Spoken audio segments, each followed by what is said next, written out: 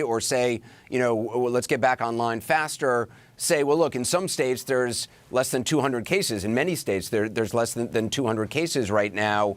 You're saying even in those states, the same kind of shutdown needs to occur? Well, let's say you have 100 cases, and let's say you don't do a shutdown, then it grows 33% per day. So you take 100, you get 1,000, you get 10,000. It's exponential growth.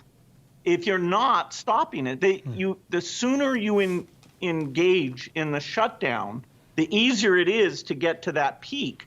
We have not peaked. The parts of the country that aren't shut down, in late April, we should start to see the numbers peak there. They'll still be too high to open up.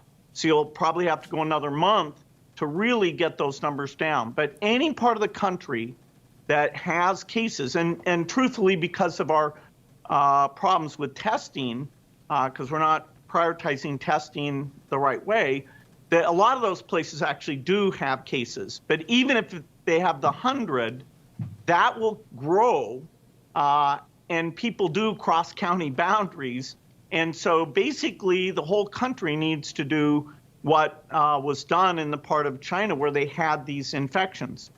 Yeah, and it's worth pointing out again that states that had just a few cases last week have over 1,000 or sometimes 2,000 cases this week. To your point, Bill. The other thing I'm curious about, we keep hearing that the virus is going to dictate the timeline. Dr. Fauci has said that. When you look at this virus, we got 3.5 months worth of data now, 150 countries.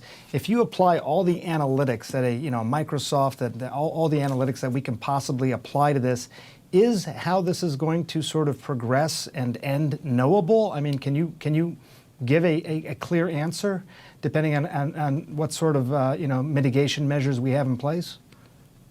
It's very likely that rich countries who uniformly throughout their country do a serious shutdown, that they will be able to avoid a high percentage of their population getting infected. That's what the exemplars, like some of the work in China and South Korea, are telling us.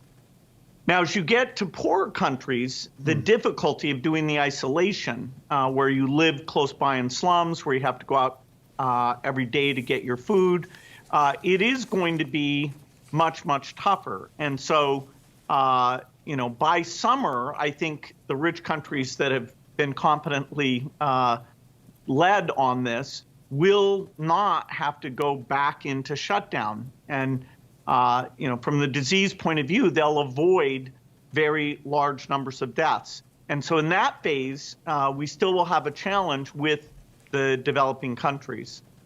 One of the things that Dr. Fauci actually said in our last hour, which really concerned me, and I was asking him about the states that, I think there's more than a dozen or so that have just 100 or 200 reported cases. He was saying how it's critical that, that those states, that they have testing there, that they test, and that they do contact tracing of all those who are known to be infected, to really, right now, when the numbers are still low, track it all. And then I asked him, he was using a lot of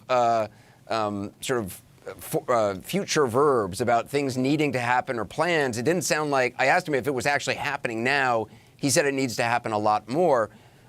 From what you're saying, it's got to be happening right now, because if there's not that contact tracing in places where it seems like it hasn't really hit, we're going to see it hit.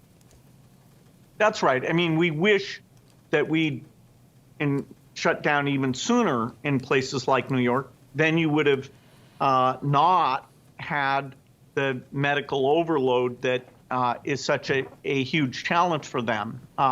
Unless you're going to partition the country, the whole country has to be in this together. And we're not, I don't see us making people not cross county lines or something like that. So it really is how many cases are in the country, and have we adopted in terms of testing prioritization, contact tracing, the right things. But the good news is we're seeing that countries that pay that price, which is a gigantic price, then the percentage of Chinese that are infected is like 0.01%. And so now, stores are open there and closed in the rest of the world. That's I'm not sure you call it good news, but I totally agree with what Dr. Fauci said. He's been a very positive voice about the numbers driving this, and those numbers are very uncertain because of the still the disorganization of the testing capacity and where it's directed.